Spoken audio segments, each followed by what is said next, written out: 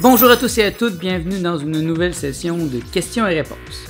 Aujourd'hui, j'aborde une question qui m'a été posée récemment à propos de quelqu'un qui a trop de passion, qui a trop de choses à faire et il se demande comment réussir à tout faire et à être satisfait même s'il manque de temps.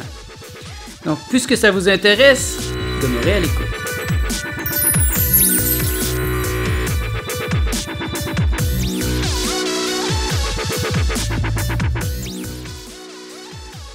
Mon nom est Nicolas Lehoux et bienvenue dans l'univers jovial de Nicolas. Dans toutes les vidéos que je mets sur ma chaîne YouTube, je vous propose un programme pour un nouvel univers, car une nouvelle ère nécessite une pensée nouvelle. Alors voici la question qui m'a été posée. J'ai une question à propos des passions. Je suis une personne passionnée par beaucoup de choses, et dès que j'ai une passion, je m'y consacre. En effet, je passe mes journées à faire les activités que j'aime et qui me construisent. Cependant, je me suis rendu compte depuis bien longtemps que mes journées me semblaient trop courtes. Et même si j'avais rempli mes journées et accompli quelque chose, j'ai l'impression de délaisser quelque chose que j'aime. Je voulais savoir si toi aussi tu as déjà ressenti ce genre de sentiment et si tu avais des suggestions. Bien sûr que j'ai déjà ressenti ce type de sentiment et je dois l'avouer surtout quand j'étais plus jeune. Je ne sais pas si c'est une question d'âge ou une question de personnalité. Je dois dire que je n'ai plus ce sentiment présentement, ce sentiment de manquer de temps, parce qu'au contraire, moi, je suis entré dans l'éternité. Je me suis donné beaucoup de temps. Et je dois dire qu'à ton âge, parce que la personne qui m'écrit est encore un adolescent ou un jeune adulte, je dois dire qu'à ton âge, je produisais beaucoup. Et j'ai été très, très productif dans mon art, dans la bande dessinée, la musique, la peinture, dans l'écriture. Et tout au long de ma vie, j'ai vraiment mis toujours en priorité mes passions, les choses que j'aime le plus, et je m'y suis consacré à 100%. Et je peux dire que maintenant, je regrette rien.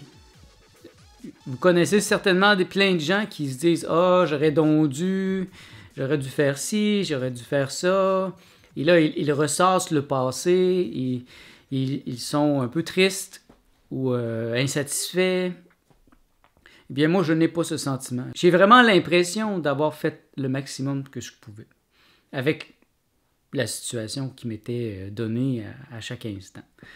Parce que j'ai quand même été très productif, comme je le dis. J'ai fait plusieurs albums de BD et moi, dans mon cas, j'ai tout amené à complétion. C'est-à-dire que je n'aime pas laisser des projets en suspens. Je n'aime pas laisser des choses qui ne sont pas terminées ou mal terminées.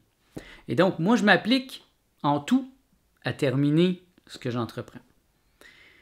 Et, par exemple, mes bandes dessinées, il y a quelques années, quand à la fin de la trentaine, je me suis rendu compte que c'était le temps de publier mes bandes dessinées par moi-même. Je me suis rendu compte que ça n'intéressait pas les éditeurs et que si j'attendais après quelqu'un pour m'aider, ça se ferait peut-être jamais. Donc, je me suis mis en travail et certaines de mes BD, il manquait des cases, il manquait une page ou deux. Et à cause de ça, je ne pouvais pas les publier. Donc, je me suis vraiment mis au travail. J'ai trouvé le temps qu'il fallait et j'ai fini tous les bandes dessinées et j'ai tout mis en page, j'ai tout placé ça en livre et là j'ai publié le tout et je les ai fait imprimer. Beaucoup de travail, mais si j'avais pas fait ça, ben j'aurais rien à présenter aujourd'hui. Combien de gens font de l'art mais ils n'ont rien à présenter parce qu'ils ne finissent rien. Donc, moi si je peux te donner un premier conseil, ben finis ce que tu entreprends. Mais ce n'est pas un conseil nécessairement universel parce qu'il y a d'autres exemples de gens qui ne finissent presque rien mais qui sont tout de même des gens très productifs. Léonard de Vinci a commencé plein de projets mais il n'en a pas fini beaucoup. Donc c'était un homme de passion qui butinait d'un projet à l'autre. C'était tellement génial qu'il pouvait laisser d'autres gens le finir ou tout simplement passer à autre chose. Moi j'aime ça finir les choses, c'est une question énergétique aussi, bien finir. Un peu comme bien finir une chanson. Tu peux avoir fait des fautes dans une chanson, mais si tu la finis bien, ben ça peut te racheter. Alors que si tu fais une chanson parfaite et là tu rates la fin, ben les gens vont se souvenir de la fin. C'est malheureux, mais c'est comme ça. Puisque tu me demandes des suggestions, j'en aurais deux principales que j'utilise beaucoup dans ma vie. D'une part, c'est quelque chose que j'ai appris lorsque j'étudiais le grec ancien. C'est une règle de base, un peu à chaque jour. Donc, le grec ancien, c'est très, très difficile. Et si tu commences à faire si tu commences à vouloir étudier pendant 3 heures, une fois par semaine, c'est pas très efficace et ton cerveau risque d'éclater. Et c'est beaucoup mieux de faire 15 minutes à chaque jour. Un peu comme dans la méditation, dans plein de choses. Donc, si tu compartimentes un peu à chaque jour, un peu de peinture, un peu de bande dessinée, un peu de lecture, à chaque jour, tu en fais un peu de tout, eh bien, tu vas voir que tous tes projets vont avancer peu à peu, et puis là, tu vas en finir un, et tu vas en recommencer un autre, et il va y avoir plein de cycles comme ça dans ta vie. Et sinon, tu fais comme un gros rush de bande dessinée, par exemple, et là, tu n'as plus le temps de rien faire d'autre, et c'est là que tu es insatisfait. Et les autres projets n'avancent pas. Donc, moi, j'ai toujours plusieurs projets en même temps, et aussi, j'applique ça dans toute ma vie. Un peu de temps avec des amis, un peu de temps avec ma compagne, un peu de temps au niveau du travail, un peu de temps au niveau de l'étirement, un peu de temps au niveau de l'exercice physique. Et comme ça, ma vie, elle est mieux balancée. Et peu à peu, j'arrive à finir ce que j'entreprends. Et c'est surtout évident dans des projets comme les mandalas, comme des mandalas que j'ai fait à ma période psychédélique, avec des milliers de petits carrés. Tu ne peux pas faire ça tout d'un coup. Comme on dit, pour manger un éléphant, ben, il faut que tu commences par une bouchée à la fois. Donc, commence une bouchée à la fois. Et c'est comme ça que j'ai passé à travers des mandalas qui semblaient impossibles à faire. Et comme mon mandala qui s'appelle le Self-Portrait. C'est complètement immense. C'est 4 pieds par 4 pieds avec des petits carrés gros comme ça. C'est vraiment décourageant si je regarde l'ensemble. Ben moi, je ne regardais pas l'ensemble. Je regardais case à case. Je faisais un morceau à la fois, un peu à chaque jour. Et puis, la première chose que j'ai su, c'est que c'était terminé. Et alors ça, c'est ma première suggestion. Et la deuxième, c'est une suggestion que j'ai trouvée dans les livres de Timothy Ferriss. Et en particulier dans ce livre-là, ce livre-ci qui s'appelle The 4-Hour Workweek. Il n'est pas vraiment dessus, mais il a été traduit en français, donc pour ton grand plaisir, tu pourrais l'acheter en français. Il me semble que c'est la semaine de 4 heures de Timothy Ferriss. Et Timothy Ferriss était justement quelqu'un qui avait trop de choses à faire, qui était trop occupé. Et qu'est-ce qu'il a fait? C'est qu'il a passé sa vie au 20-80. C'est la loi de Pareto. J'ai d'ailleurs fait une vidéo juste sur la loi de Pareto. Donc, si ça t'intéresse de l'approfondir un peu plus, va voir cette vidéo. Et c'est tout simple. 20% de tes projets, dans le cas de tes passions présentement, disons, 20% de tes passions t'amènent 80% de bonheur. Donc, si tu manques de temps, puis tu veux maximiser ta satisfaction, ton bonheur, ben vas-y avec le 20-80. Fais-toi une liste de toutes tes passions, de toutes les choses que tu aimes, et détermine les 20% qui te donnent 80% de bonheur. Mais ça peut être aussi genre 1%, 99%. Donc ça peut être 1% de tes activités qui t'amènent une jouissance incroyable de 99%. Cette règle-là peut s'appliquer dans tout. Je crois que toi, tu n'es pas encore sur le marché du travail, mais quand tu vas travailler, tu vas pouvoir faire la même chose. Moi, j'ai 20% de mes clients qui m'apportent 80% de mes bénéfices. Donc, à un certain point, j'avais tellement de travail, ça ne se pouvait pas. J'étais en train de virer fou et j'avais plus de temps pour moi. Donc, j'ai passé ma vie au 20-80 et spécifiquement ma vie professionnelle. Et là, j'ai regardé quels sont mes clients qui m'apportent le plus. Dans mon cas, c'est facile parce que je note tous mes entrées et mes sorties dans un document que je me suis fait. Donc, depuis les 10 dernières années, je sais exactement qu'est-ce qui rentre, qu'est-ce qui sort. Et c'est facile pour moi de voir combien m'a donné chaque client. Alors, je l'ai fait de manière très objective. Je n'ai pas dit selon mon cœur. Non, j'ai regardé très techniquement Bon, tel client m'apporte vraiment 80%. Donc, j'ai commencé à focuser beaucoup plus sur ces gens-là, à leur répondre plus rapidement, à être beaucoup plus présent pour eux. C'est-à-dire que dès que ces 20% de mes clients me donnent du travail, je les priorise tout de suite. Même si j'ai d'autres choses à faire, j'ai d'autres travails, je vais prioriser ces gens parce qu'ils me donnent 80% de mes revenus. Et c'est la même chose en amitié, c'est la même chose en tout, en fait. C'est peut-être le temps de passer ta vie au 20-80.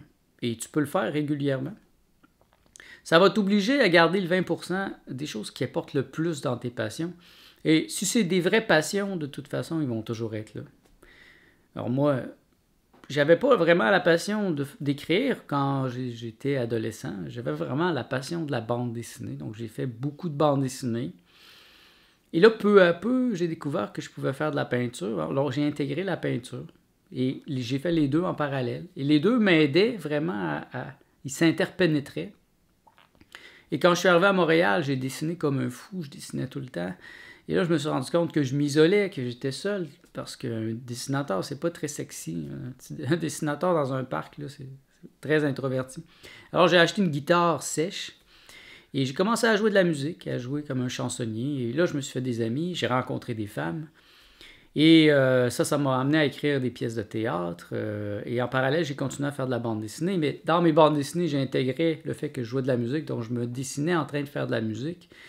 Et là, j'ai vraiment redoublé d'énergie dans mon journal. Et je commence à faire des spectacles de musique.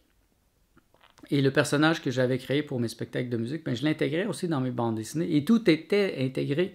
Et un peu, à chaque jour, je faisais quelque chose. Et si je regarde mon œuvre, je suis très satisfait.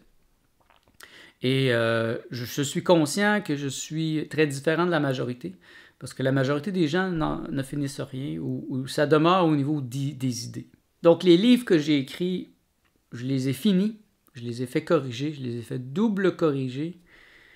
J'ai fait la mise en page, la couverture et j'en ai fait imprimer et je les ai mis sur Amazon, sur l'Internet. Ils sont finis. C'est un grand plaisir d'avoir un livre qui est terminé parce que tu n'as plus besoin d'y penser. Imagine, je sais c'est quoi, j'en ai quelques-uns qui ne sont pas terminés, que j'ai commencé à écrire. Et juste d'y penser, des fois, ça me fatigue, parce que je sais que c'est beaucoup de travail faire un livre. Et surtout quand il nous reste presque rien à faire. On dirait que c'est là le plus dur. Quand on est presque arrivé, et là, on manque d'énergie, on y est presque. C'est comme la personne qui creuse un trou pour trouver un trésor, et elle se décourage à 5 cm de son trésor. Elle ne saura jamais que si elle avait donné un autre coup de pic, elle aurait découvert son trésor. Parce qu'elle a abandonné à 99% du processus. Donc, tu vois déjà, c'est déjà deux suggestions très intéressantes. Si tu peux lire en anglais, bien, achète-toi tous les livres de Timothy Ferriss, comme celui-ci, The 4-Hour Body. Encore là, Tim Ferriss est un homme extrêmement organisé, extrêmement productif, et The 4-Hour Body, il donne les exercices. Lui, il va même là-dedans, il va dans les 1%, 1,99. Donc, quels sont les 1% des exercices qui vont donner le maximum de muscles ou le maximum de force ou le maximum de sexualité, par exemple? Quelles sont les 3 positions sexuelles qui vont faire jouir plus ta compagne? Il traverse plein de niveaux comme ça. Comment maigrir le plus efficacement possible. Et, par exemple, la diète, lui, il amène le slow carb diet, qui est encore là un genre de 20-80. Et aussi ce livre-là, qui est quand même relativement nouveau de l'année passée, Tools of Titans. Tim Ferriss a une émission de radio où il interviewe les plus grands, les gens les plus riches, des athlètes, des gens super puissants qui performent. Tim Ferriss aime aller chercher chez les gens qui l'interviewent des techniques, des trucs, des choses pour être plus productif, plus riche, plus intelligent, plus performant dans les sports, dans tout en fait. Et c'est un livre très intéressant. Et il en a écrit un autre cette année, je ne l'ai pas encore. Il a écrit un autre qui s'appelle The 4-Hour Chef. Et ça, c'est sur la cuisine, encore là. Très intéressant. Moi, Tim Ferriss, Je le trouve très intelligent, très intéressant au niveau de la productivité. Parce que si tu veux produire beaucoup, mais il faut que tu aies beaucoup de discipline. Et tous les gens que j'ai rencontrés qui n'ont pas réussi dans la vie à faire des projets, que leurs projets qui étaient des vraies passions, ben c'est des gens qui ont manqué de discipline envers soi-même. Parce que les passions, c'est pas quelque chose que quelqu'un va te dire de faire, c'est que ça vient de l'intérieur. Il n'y a jamais personne qui m'a dit de faire de la bande dessinée comme un malade mental quand j'étais adolescent, non. La passion était là à 10 ans, c'est fou. Je me suis rendu compte que je pouvais exprimer quelque chose et qu'il n'y avait aucune limite. En autant que je sache dessiner, que je connaisse les lois de la perspective, ben je pouvais dessiner n'importe quoi et exprimer mes idées. Et pour moi, ça, c'est la chose la plus importante, c'est d'avoir été direct à l'essentiel. Donc, peut-être que tu as plein de passions, et il y en a certainement un 20% qui est plus important que les autres. Et ça peut être même 99%. Ouais. Dans mon cas, tu vois, c'était la bande dessinée. Donc, il y a une activité en particulier qui me donnait 99% de bonheur, de plaisir, d'accomplissement. C'était la bande dessinée à l'époque. Moi, j'aimais pas ça, faire des voyages, j'aimais pas travailler, j'aimais pas... En fait, j'aimais presque rien à part faire de la bande dessinée. Et j'en ai fait comme un fou. Et tu vois, maintenant, je n'en fais plus. J'ai arrêté vers l'âge de 30 ans. Et je me sens pas coupable. Je sens pas que il me manque quelque chose dans ma vie parce que je suis allé à 100%. Je suis allé à fond, complètement. J'ai fait tout ce que j'avais à faire dans le domaine. Si j'y reviens un jour, ben, ça sera l'inspiration qui va m'amener, mais c'est pas parce que je vais avoir l'impression de ne pas avoir fait quelque chose. Parce que de toute façon, présentement, c'est beaucoup la vidéo. Beaucoup au niveau des idées aussi, là, c'est très, très abstrait. C'est difficile à communiquer par contre, mais c'est la philosophie, les idées, être visionnaire dans le fond. Je pousse l'aspect visionnaire au maximum. Donc voilà, ce sont des trucs très simples. D'une part, un peu à chaque jour, et d'autre part, la loi de Pareto, le 20-80. Donc si tu appliques ça dans ta vie, je peux te dire que tu vas augmenter ta productivité et tu vas augmenter ta satisfaction parce que tu vas savoir exactement ce qui est le plus important et puis tu vas en faire un peu à tous les jours. Donc, même s'il y a des choses que tu n'es pas capable de faire, tu vas savoir que c'est pas la fin du monde, que tu peux y revenir. De toute façon, tu es jeune, tu as toute une vie devant toi. Et si tu es productif, ben quand tu auras, comme moi, à 42 ans, ben tu seras satisfait. Moi, je suis un homme satisfait. J'aime ce que j'ai fait encore, même quand j'étais adolescent. Bon, il y a eu peut-être une période entre 10 ans et l'âge de 15 ans où j'étais en apprentissage de la bande dessinée, puis c'était un peu amateur, mais rapidement, j'ai compris comment bien dessiner et je suis encore très satisfait de mes bandes dessinées quand j'avais 17 ans, qui était la famille Poutine. Et après ça, les troglodytes, c'est des projets quand j'étais encore jeune. J'avais atteint déjà un style qui était mature. Et ce qui fait que je peux encore vendre ces bandes dessinées-là aujourd'hui. Parce que je sais qu'elles sont bien faites. Et que j'ai mis le professionnalisme qu'il fallait. J'ai mis l'énergie sur ces choses-là. Et quand c'est fini, ben, je suis passé à autre chose. Donc, voilà. Mais un peu de clarté dans tes idées et dans tes passions. Choisis les plus importantes. Et comme dirait Joseph Campbell, follow your bliss. L'équivalent en français, je dirais que ça serait suis ta jouissance. Suis ce qui te fait le plus jouir. Et tu vas être un homme heureux et satisfait. Et donne-toi du temps aussi. Si tu es jeune, c'est pas grave si tu n'as pas fait beaucoup. Tu as toute une vie devant toi et si tu t'appliques à vivre longtemps, tu as beaucoup de temps pour être productif. Donc, ne t'en fais pas. Mon nom est Nicolas Lehoux. C'était ma réponse à cette question. Je souhaite que ça va en inspirer plusieurs d'entre vous à être plus productifs et à focuser sur l'essentiel. Je vous invite à me donner un pouce si vous avez apprécié cette vidéo. Partagez-la sur vos réseaux sociaux. Je vous invite à vous abonner à ma chaîne YouTube afin de recevoir à chaque semaine les notifications à propos des nouvelles vidéos que je vais y ajouter, car, en effet, chaque jeudi, j'ajoute une nouvelle vidéo sur cette chaîne YouTube.